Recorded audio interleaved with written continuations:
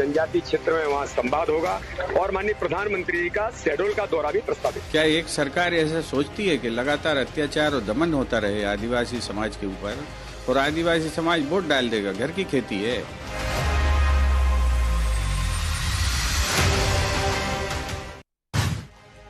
मध्य प्रदेश में इसलिए खास है आदिवासी। एसटी के लिए 47 और एससी की 35 सीट। राज्य में 1,53,00,000 आदिवासी। 2013 में बीजेपी के पास 47 में से 37 सीटें थी। 2018 में घटकर 16 हो गई। इसलिए बीजेपी कर रही है फोकस। मध्य प्रदेश में बीजेपी ने इस बार पूरा जोर आदिवासी बाहुल्य इलाकों में लगा दिया है। प्रधानमंत्री नरेंद्र मोदी, अमित शाह और जेपी नड्डा के मध्य प्रदेश में दौरे इसकी बानगी हैं। तीनों नेता आदिवासी बाहुल्य इलाकों में आ रहे हैं। मोदी धार की बजाय शहडोल आ रहे हैं, जबकि केंद्रीय गृह मंत्री शाह बालाघाट और राष्ट्रीय अध्यक्ष नड्डा खरगोन पहुंच रहे हैं। आज मुख्यमंत्री शिवराज सिंह चौहान ने बीजेपी कार्यालय पहुंचकर तीनों केंद्रीय नेताओं के पड़ाव की तैयारियों पर चर्चा की। इस चर्चा में मध्य प्रदेश बीजेपी के कई बड़े कद्दावर नेता भी शामिल रहे। माननीय राष्ट्रीय अध्यक्ष जी 26 तारीख को पधारेंगे, इसलिए माननीय बीएल संतोष जी राष्ट्रीय संगठन मंत्री, तरुण चुग जी राष्ट्रीय महामंत्री आज जो स्थल है यहाँ पर उन्होंने दौरा किया है। सारे तैयारियों की दृष्टि से वो जायजा यहाँ पर ले रहे हैं। भारतीय जनता पार्टी का मध्य प्रदेश का एक एक कार्यकर्ता उत्साह के साथ तैयारी में जुटा है और हमारा सौभाग्य है माननीय प्रधानमंत्री, माननीय राष्ट्रीय अध्यक्ष जी और देश भर के लोग भोपाल के अंदर उपस्थित होंगे। हम सब तैयारियों में जुटे हैं। शहडोल भी पहुंचेंगे, शहडोल भी जाएंगे। शहडोल में भी भारतीय जनता पार्टी के मध्य प्रदेश की सरकार के द्वारा जो हमारे आयुष्मान कार्डधारी लोगों से कनेक्ट होंगे, उनसे जुड़ेंगे। जनजाति क्षेत्र में वहाँ संवाद होगा और माननीय प्रधानमंत्री जी का शहडोल का दौरा भी प्रस्तावित। गौरतलब है कि पिछले चुनाव में बीजेपी को आदिवासी इलाकों में कम सीटें मिली थी और कांग्रेस को ज्यादा। ऐसे में बीजेपी का पूरा फोकस आदिवासी सीटों में अपनी बढ़त बढ़ाने का है। इस बार मध्य प्रदेश का चुनाव राजनीतिक नजरिए से काफी महत्वपूर्ण माना जा रहा है। मध्य प्रदेश बीजेपी की चिंता यह भी है कि कांग्रेस इस बार बूथ प्रबंधन पर खास जोर दे रही है।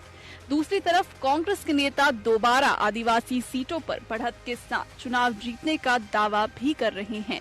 ऐसे में बीजेपी अपनी ओर से कोई कसर नहीं छोड़ना चाहती है। ये भारतीय जनता पार्टी जो है साधने की कोशिश करती है। ऐसे सदता है आदमी के, जिसको तुम रोज सताओ, लठ मारो, उसको वो सद जाएगा। भारतीय जनता पार्टी को इसका जवाब देना है कि नेमावर में जो आदिवासी परिवारों के साथ हुआ उसका जवाब क्या है आपके पास? जो सिवनी में जो है रात के 12 बजे घर में घुसकर जिन हत्याएं की गई उनका जवाब क्या है आपके पास? जो घसीट कर जो है रतलाम मंदसौर में घसीट कर जो है जीप से खींच के मार डाला गया, लोगों को महू में मार डाला गया, उसका जवाब क्या है आपके पास? क्या एक सरकार ऐसा सोचती है कि लगातार अत्याचार और दमन होता रहे आदिवासी समाज के ऊपर और आदिवासी समाज वोट डाल देगा? घर की खेती है। मध्य प्रदेश में सत्ता हासिल करने की एक चाबी आदिवासी वोटरों के पास भी है। ऐसे में दोनों ही दल अपने अपने दांव चला रहे हैं। अभी लड़ाई आदिवासी वोटरों को लेकर जारी है। आदिवासियों को लेकर लगातार बयानबाजी भी जारी है। हालांकि ये तो भविष्य के गर्त में ही छिपा है कि आदिवासी वोटर किस पार्टी के खेवनहार बनेंगे। नमस्कार, मैं हूं मोहन तिवारी। डिबेट लाइव बड़ी बहस मध्य प्रदेश में आपका स्वागत है। बड़ी बहस मध्य प्रदेश में आज का मुद्दा है मध्य प्रदेश की सत्ता की वो चाबी जो जिसके पास आएगी उसी के हाथ होगा मध्य प्रदेश का सिंहासन। ऐसे में ये सत्ता की चाबी क्या है, कौन इसे घुमाना चाह रहा है, उस पर आज हम बहस करेंगे। लेकिन पहले थोड़ी विषय वस्तु आपके सामने रख दूं, और वो विषय वस्तु है आदिवासी वोट बैंक को साधने की कोशिश। जी हां, कांग्रेस अब तक सबसे ज्यादा आदिवासी सीटों के साथ मैदान में है। उन सीटों को फिर से वापस हासिल करने के लिए बीजेपी ने बिछा लिया है एक रणनीति का जाल। वो रणनीति का जाल क्या है? 3 बड़े नेताओं की आदिवासी क्षेत्रों में सभाएं। इसी पर बहस छिड़ी हुई है। क्या बीजेपी सफल होगी? क्या कांग्रेस अपना नया दांव चलेगी? इस पर आज हम चर्चा करेंगे। पहले मिल लेते हैं उन मेहमानों से जो इस चर्चा में हमारे साथ रहेंगे। हम बहुत स्वागत करेंगे, हमारे साथ बीजेपी प्रवक्ता के रूप में जुड़े हुए हैं गीत अजय धीर जी, बहुत बहुत स्वागत है। इसके अलावा हमारे साथ जुड़ रहे हैं कांग्रेस का पक्ष रखने के लिए अजय तारण जी, आपका बहुत बहुत स्वागत है। और राजनीतिक विश्लेषक के रूप में हमारे साथ है डॉक्टर भूपेंद्र सुरेरे जी, आपका भी बहुत स्वागत है। तो तीनों मेहमानों का स्वागत कर बिना समय गंवाए इस चर्चा को मैं शुरू करता हूं। सबसे पहले गीत जी के पास चलता हूं। गीत जी, आप लोगों की आसान सी रणनीति सबको समझ में आ रही है कि ज्यादा आदिवासी सीटें कांग्रेस के पास है, उसे आप लोग फिर से हासिल करना चाहते हैं जिससे कि एक सीटों का एडवांटेज आपको मिल सकेगा और इसीलिए बड़े नेता आदिवासी क्षेत्र में आ रहे हैं, क्या ये सही है? देखिए, हमने आदिवासियों को कभी वोट बैंक की राजनीति करते हुए उनको कभी एक वोट बैंक नहीं समझा है। निश्चित रूप से मध्य प्रदेश के वो भी एक अमूल सदस्य हैं और मूल्यवान सदस्य होने के साथ साथ हमने 5 साल जो हमने कार्य किया है उसमें उनका महत्वपूर्ण योगदान भी रहा है। और हमने जैसे सबका साथ सबके विकास के लिए जो बातें करी हैं उसमें हमने भी उनके लिए योजनाएं बनाई हैं। सबसे पहले देखिए, टंट्या भील जी हों जिनको हमने एक वीर की उपाधि दी है, चाहे हम बात करें अन्य वीरों की जो आदिवासी क्षेत्रों से आते हैं, इनके लिए हमेशा से टंट्या भील जी को भी हमने मामा की उपाधि दी है और बिरसा मुंडा जी को हमने भगवान की उपाधि दी है। बिरसा मुंडा स्वरोजगार योजना के बारे में आप देखिए, जो योजना थी वो भी भारतीय जनता पार्टी ने शुरू करी और चुनाव के दृष्टिकोण से शुरू नहीं करी थी, पहले ही शुरू की हुई थी। इसमें पहले 10 लाख तक का जो स्वरोजगार लोन है वो मिला करता था, जिसको राशि हमारे संवेदनशील मुख्यमंत्री श्री शिवराज जी ने बढ़ा के 50,000 कर दी थी। ये भी आदिवासी वर्ग के लिए, ये केवल चुनाव के दृष्टिकोण से नहीं है। फिर देखिए, नवजीवन आवास योजना, जो आदिवासी क्षेत्र के लोग हैं, जो खास करके विशेष रूप से जो हितग्राही जो बालक बालिका हैं उनके लिए भी इस योजना को शुरू किया गया था, लेकिन ये सभी के लिए है। फिर देखिए, वसुंधरा कृषि भूमि क्रय योजना, ये भी आदिवासी क्षेत्रों के लिए जो रहने वाले लोग हैं उनके लिए शुरू की गई थी। लगभग मध्य प्रदेश में 20 ऐसे विकास खंड हैं जिसमें लगभग 90 जो है वो हमारे आदिवासी क्षेत्र हैं। लेकिन हमने तो सब मध्य प्रदेश का ही विकास किया है, केवल यही नहीं, अब बंजर भूमि पुनर्धार योजना ये भी देखिए, क्योंकि आदिवासी क्षेत्रों में कई जगहों पे जो है बंजर भूमि है। जल जीवन सामूहिक सिंचाई योजना, स्वावलंबन दुकान योजना, पवन पुत्र ऑटो रिक्शा और टेम्पो प्रदाय योजना, डोर टू डोर राशन योजना, मधुवन योजना, देखिए निर्मित श्रम ठेका समिति योजना, रफ्तार योजना, वंजा योजना, धर्मकारी योजना, न्याय निकेतन, ऐसी अन्य योजनाएं भारतीय जनता पार्टी ने अपनी इच्छा शक्ति से ही शुरू तो करी है। ये केवल वोट बैंक की राजनीति को देख के हमने आज तो शुरू नहीं करी। ये हमारे योजनाएं तो काफी हैं गीत जी, लेकिन फोकस भी आप लोग का उन्हीं पे ज्यादा है। प्रधानमंत्री को वहीं बुलाना पड़ रहा है, अमित शाह जी भी वहीं क्षेत्रों में आ रहे हैं, नड्डा जी भी वहीं आ रहे हैं।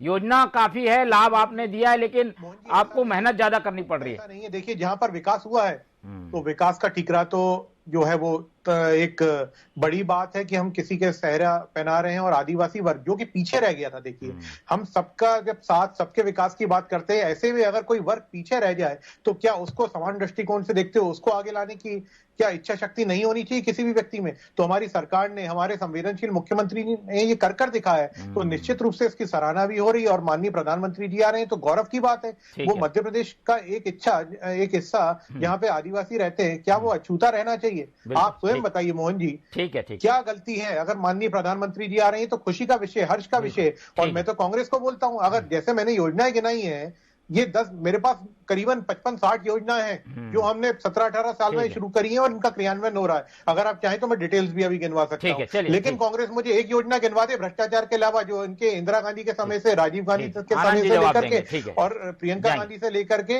राहुल गांधी तक के चली आ रही हो। ये भ्रष्टाचार के अलावा नहीं गिनवा सकते। एक योजना का नाम बता दें। आनंद तारण जी की ओर रुख करेंगे। आनंद जी, आप देख रहे हैं 3 बड़े नेता आदिवासी क्षेत्रों में आ रहे हैं। आदिवासी ज्यादातर सीटें आप लोग जीत चुके हैं, 31 सीटें हैं आप लोग के पास। अगर यही वापस चली गई तो एक बड़ा लॉस हो जाएगा आप लोगों को। समीकरणों के हिसाब से कैसे देखते हैं तैयारी को बीजेपी की आप? भारतीय जनता पार्टी के प्रवक्ता, हमने ये चुनाव को देख के नहीं करा, हमने ये चुनाव को देख के नहीं करा, हमने अरे 20 साल के बाद अगर एन चुनाव के टाइम पर भारतीय जनता पार्टी की सरकार जगी है, इससे ज्यादा शर्मनाक बात क्या होगी? अरे भाई, अगर आपने काम किया होता तो सरकार में आज 31 सीटें कांग्रेस के पास आई तो क्या कारण था कि वो 31 सीट कांग्रेस के पास आई? आपके पास ही आनी चाहिए था ना। ये जो भारतीय जनता पार्टी का चरित्र, भैया कितनी बातें कर लें भाई, कर्नाटक में भी तो तीनों बड़े नेता गए थे, लेकिन पूरा श्रृंखला साफ हो गया। मोहन जी, इन्होंने एक योजना नहीं गिनाई है, एक योजना गिना दे, हमने गिनाएंगे वो गिनाएंगे, आ रहे हैं। अरे सुन लें आप सुन लें। तारण जी बताइए, योजना पे गिना दीजिएगा याद से जी।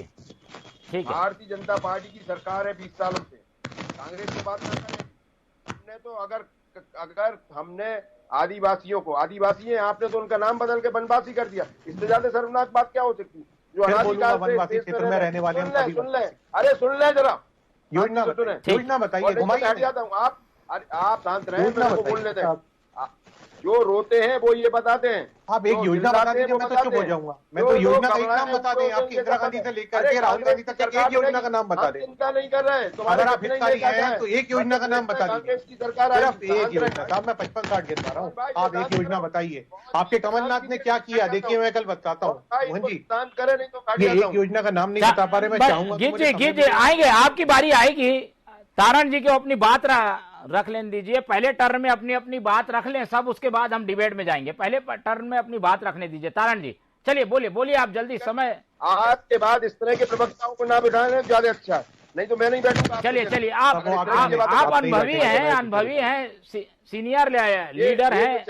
ये जो चरित्र भारतीय जनता पार्टी का, ये दृष्टिगोचर हो रहा है। ये केवल और केवल घबरा रहे हुए, सच्चा रहे, और बार बार इनके नेताओं के मध्य प्रदेश में दौरे हो रहे हैं, इसलिए आज इस तरह की बातें करते हैं। निश्चित रूप से भारतीय जनता पार्टी की मध्य प्रदेश से चला-चली की बेला। ये क्या योजनाएं गिनाएंगे? ये आदिवासियों की योजनाओं के पैसे तो बड़े बड़े नेताओं के भगत में लगा देते हैं, करोड़ों रुपए उनके खर्च कर रहे हैं केवल अपना चेहरा चमकाने के लिए, विज्ञापन लगाने के लिए। ये तो भारतीय जनता पार्टी का चरित्र है। अरे भाई, जो योजनाएं तुमने बताई, तुमने तो 40,000 योजनाएं मध्य प्रदेश में लाए, लेकिन उन पर किस तरह करा आपने देखा नहीं होगा। अभी हाल ही में उज्जैन में महाकाल के साथ किस तरह से घाला हुआ, 80% का कमीशन खा गए ये लोग, किस तरह से मूर्तियां जलासी हवा में उड़ गई। मोहन जी, विषय अंतर हो रहा है, हम किस डिबेट पे, किस टॉपिक पे बैठे हैं? सत्ता में आए, उनका हासिल देखिए आप अपनी रणनीति बता दीजिए। आनंद जी, आप लोग क्या करेंगे? इन लोग तो चलिए योजना है, नेता है, सब आ रहे हैं, कांग्रेस क्या कर रही है वो बता दीजिए। हमारी योजना है तो एक योजना बताइए। शांत रहे भैया, मैं आपके प्रति लायल नहीं हूँ ना, मैं बता रहे हैं गीत जी, थोड़ा शांति रखिए। आनंद जी बोलिए। जनता को हम जाएंगे, उनके घर जाएंगे, आप तो बताइए ना, एक योजना बताइए, जनता आपको देख रही है, टीवी पे आप लाइव है। नेताओं का तो हाल है कि मजा नहीं करती। मैं बताता हूँ आपको असली बात, फिर मोहन जी मेरे को अनुमति मैं दूंगा। आनंद जी की बात हो जाने दीजिए। ठीक है आनंद जी, आवाज आ रही है? कांग्रेस ने अगर आदिवासी विकास निगम बनाया तो उसका काम करेगी। मुख्य होंगे आदिवासी कल्याण के लिए जो इन्होंने घाला किया है, जो इन्होंने आदिवासी कल्याण के नाम पर जो योजना है तो बहुत सारी गिना दी, लेकिन उनको जमीन पर कहाँ लेके आए? ये तो उनको अपने मंडपों में सजा दिया इन्होंने, अपने इनके नेताओं के साथ जो सज्जा उनके स्वागत में लगा दिया, उनके मंच संचालन में लगा दिया, उनके विज्ञापनों में खर्च कर दिया। बताएं अगर इनमें दम है तो आदिवासियों के लिए इनने जो पैसा खर्च किया उसका श्वेत पत्र जारी करें। ठीक है, मैं तो इनकी गुलामी करूंगा। ठीक है आनंद जी आपकी बात ठीक। हमने जो जो अभी गिनाई है, ये अगर भारतीय जनता पार्टी के प्रवक्ता ने योजनाएं गिनाई है, चलिए श्वेत पत्र जारी कर दे कि हमने ये पैसा ईमानदारी से खर्च किया था, तो निश्चित रूप से मैं इस बात को मानूंगा। केवल और केवल टीवी से आकर बोलना, केवल और केवल माइक से। ठीक है, श्वेत पत्र जारी करने की मांग कर रहे हैं। जवाब मैं गीत जी से लूंगा, लेकिन उसके पहले चलते हैं डॉक्टर भूपेंद्र जी के पास, राजनीतिक विश्लेषक हमारे साथ हैं। भूपेंद्र जी, बीजेपी का फोकस, कांग्रेस का फोकस, कैसे देखते हैं? आदिवासी क्षेत्रों में 47 सीटें हैं। देखिए, अभी मैंने दोनों लोगों को सुना। देखिए, जो आदिवासी बाहुल क्षेत्र हैं वो 47 सीटें हैं, बड़ी महत्वपूर्ण सीटें हैं, और ये मूलतः पहले कांग्रेस का ही वोट था। लेकिन भाजपा ने जो जमीनी स्तर पे गांव-गांव में जाके और उनके अनुवासिक संगठनों जैसे वनवासी कल्याण आश्रम, जो संघ ने फीडबैक तैयार किया और नेता तैयार किए, वो वोट शिफ्ट हो गया था बीजेपी के, और बीजेपी के कारण शिफ्ट होने के बीजेपी सत्ता में आई। लेकिन अभी जो 2018 के जो विधानसभा हुए थे और विधानसभा चुनाव में कांग्रेस को उसका फायदा मिला था, और कांग्रेस के फायदा मिलने के कारण कांग्रेस भी ये चाहती है कि अब वो वोट उसी के पास शिफ्ट रहे और वो विधानसभा में विधायक ज्यादा जीत के आए और जिससे वो सत्ता की उसकी चाबी उसके पास रहे। लेकिन बीजेपी भी चाहती है कि वो वोट जो कांग्रेस में शिफ्ट हो गया है वो पुनः आ जाए। अब उनके पास आइकॉन में कौन है, तो उन्होंने सबसे पहले तो देखिए स्ट्रेटेजी उन्होंने शुरू से ही बना दी थी। जब उन्होंने राज्यपाल की नियुक्ति की तो देखिए आनंदीबेन के बाद उन्होंने राज्यपाल भी वनवासी बंधु को लाए और उनका प्रवास भी काफी कुछ क्षेत्रों में, जैसे महाकौशल है, विंध्य है, ये मालवा है, आदिवासी क्षेत्रों में काफी उन्होंने प्रवास भी किए हैं। और साथ में अब जो डैमेज कंट्रोल जो है, जो शिवराज जी की जो लगातार 18 सालों से जो बीजेपी की सरकार है और जो एक ही चेहरा है, संगठन भी नहीं चाह रहा है, लोग नहीं चाह रहे, तो वो चेहरे को डैमेज करने के लिए फ्रंट लाइन के नेता जो मोदी जी जो वैश्विक नेता हैं उनका वो फायदा लेना चाहते हैं, जिससे वो उस चीज की उनकी जो योजनाएं हैं, अभी देखिए अमित शाह जी और मोदी जी ने कर्नाटक में भी अगर अगुवाई नहीं की होती तो इससे बुरी स्थिति होती, वहां पे भी विधानसभा के चुनाव परिणाम में। अब वो वो समझ गए हैं कि यहाँ पे अगर इस तरह से जीतना है तो इन वनवासियों के जो 26% वोट है वो हमारे साथ होने चाहिए। तो इसीलिए जैसे शहडोल है, ये सतना में भी अभी कार्यक्रम किया, अभी इस समय खरगोन, ये सब चीज राष्ट्रीय नेता लोग आएंगे और वो उस चीज को, क्योंकि उनकी जो डैमेज कंट्रोल वाली जो छवि है, जो शिवराज जी के लगातार बने रहने के कारण लोगों में भावनाएं हो जाती हैं, लेकिन उनकी डिलीवरी बहुत अच्छी है इस कम्युनिकेशन की, लेकिन साथ में जो फीडबैक जो संगठन दे रहा है वो इसलिए कर रहा है। लेकिन अब कांग्रेस के पास तो शिफ्ट हो चुका था वो वोट, लेकिन अब कांग्रेस उसको मेंटेन कैसे कर सकती है, ये कांग्रेस के पास चुनौती है। और कांग्रेस अपना मूलतः जो उसका वोटर था वो पुनः वापस आ जाएगा कि नहीं आ पाएगा। ठीक है, चलिए मैं अब गीत जी की ओर रुख करता हूं। गीत जी, 26% वोट 47 सीटें, इसकी लड़ाई है और इसीलिए ये सारा जो है तामझाम पूरी रणनीति बनी हुई है। क्या इसमें सफलता मिलेगी? प्रचार बस करने से सफलता मिलेगी क्या? देखिए मोहन जी, मैं आपकी बात चलिए मान भी लेता हूँ, इसको अपन अब राजनीतिक चश्मे से देखते हैं, उसी दृष्टिकोण से देखते हैं जैसे हमारे आदरणीय पत्रकार महोदय कह रहे थे, आप कह रहे थे। अब लेकिन मेरा कांग्रेस से फिर एक सवाल है कि साहब आदिवासियों के प्रति नफरत क्यों करते हैं? ये जहर जो आदिवासियों के प्रति इनके नेताओं में भरा हुआ है, इसका मैं एक वीडियो में दिखाना चाहूंगा आपके चैनल के माध्यम से। ये देखिए, इसमें ये वीडियो में क्या है, ये जो है हमारे ख्वाजा जी नायक हैं, ये आदिवासी वीर हैं जिनके फोटो कमलनाथ जी को कल कुछ नेता मंच पर देने जाते हैं, तो देखिए ना कमलनाथ जी उठ रहे हैं और फोटो को किस प्रकार पीछे भेज रहे हैं। तो दोबारा से मैं वीडियो को दिखाता हूँ, ये देखिए, दोबारा से जनता भी देखे। और ये नफरत क्यों, सिर्फ ये नफरत, ये देखिए अब ये फोटो दी है और किस प्रकार से खींच के, कोई इंटरेस्ट नहीं है, उठ के भी नहीं मिले, लेकिन माला पहनने के लिए कमलनाथ जी खड़े हो गए थे। इस वीडियो को जब पूरा देखेंगे तो माला पहनने के लिए वो 10 बार खड़े हो सकते हैं। ये है कांग्रेस के कमलनाथ और ये है इनका आचरण। तो क्या ऐसा नेतृत्व जो कि हमारे आदिवासी क्षेत्र के नेताओं के प्रति द्वेष भावना रखता हो, नफरत की भावना रखता हो, कि एक वीर थे ख्वाजा नायक जी जिनके लिए कमलनाथ जी खड़े नहीं हो सकते, बल्कि खड़े होना तो ठीक है, अपमान किया है। उस फोटो को देखिए किस प्रकार से पीछे देखा है, तो कांग्रेस क्या हित की बात कर सकती है और एक योजना नहीं गिनवा पाए। इतने वरिष्ठ प्रवक्ता हैं आनंद तारण जी, मैं तो व्यक्तिगत रूप से भी जानता हूं, बहुत आदर करता हूं, मैं तो बहुत मानता हूं आनंद जी को, और मेरा मानना था कि साहब एक नहीं 10 योजनाएं गिनवा देंगे, सब जवाब देंगे। इंदिरा गांधी से लेकर के राहुल गांधी तक का दौर आ गया, लेकिन एक योजना नहीं बनाई, तो शर्म आनी चाहिए कांग्रेस पार्टी को और शर्म आनी चाहिए ऐसे नेता। आनंद तारण जी जवाब देने के लिए इंतजार कर रहे हैं। तारण जी, 2 सवाल आए हैं बीजेपी की ओर से भी और एक मैं अपनी ओर से भी पूछ लेता हूं कि बीजेपी तो तैयारी कर रही है, योजनाएं बना रही है, आप लोगों के पास का वोट बैंक है, उसे बनाए रखने के लिए आप लोग क्या कर रहे हैं, और योजनाओं के बारे में भी आप इसमें जोड़ के बता दीजिएगा।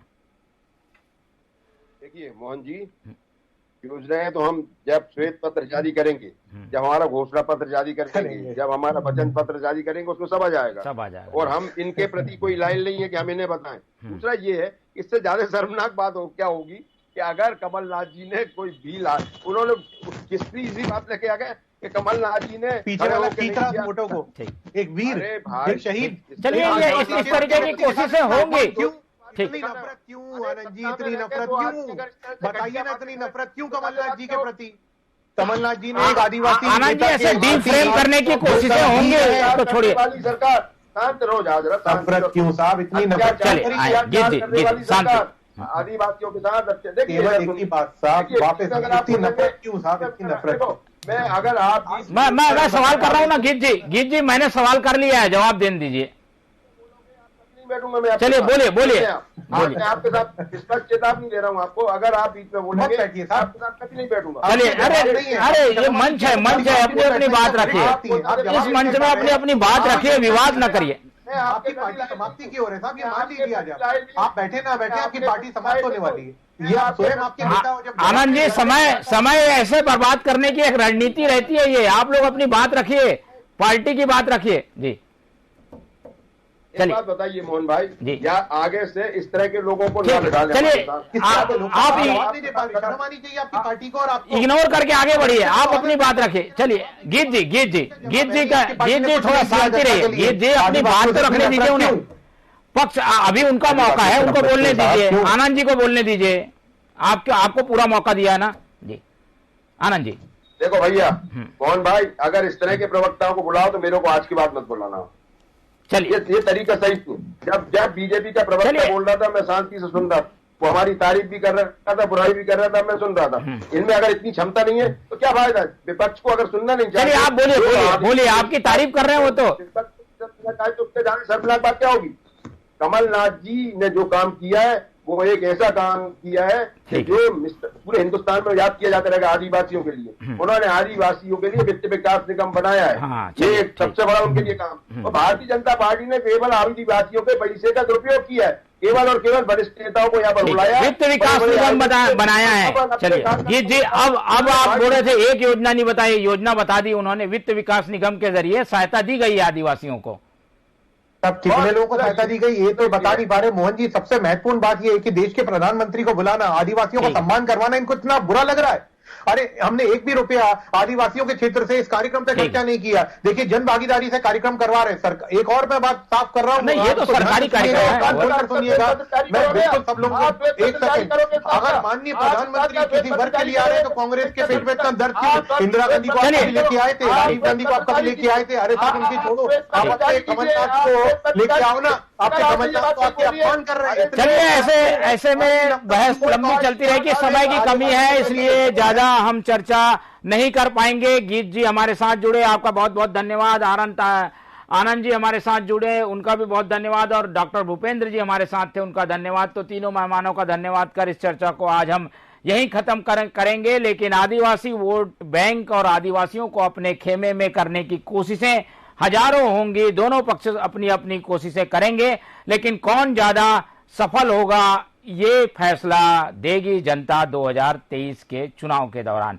तो ये रही हमारी खास पेशकश, आदिवासी साधे तो सत्ता सधे। तो इसी पर आज हमने बातचीत की और बातचीत से जो निकल कर आया उसमें ऐसा लगता है कि अभी कई दौर की बातचीत और बाकी रहेगी। फिलहाल मुझे दीजिए इजाजत, आप लोग देखते रहिए टीवी 24।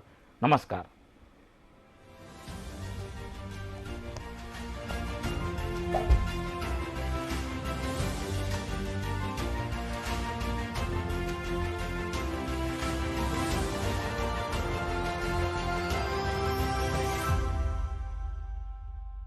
राजनीति खेल है शह और मात का, घात और प्रतिघात का।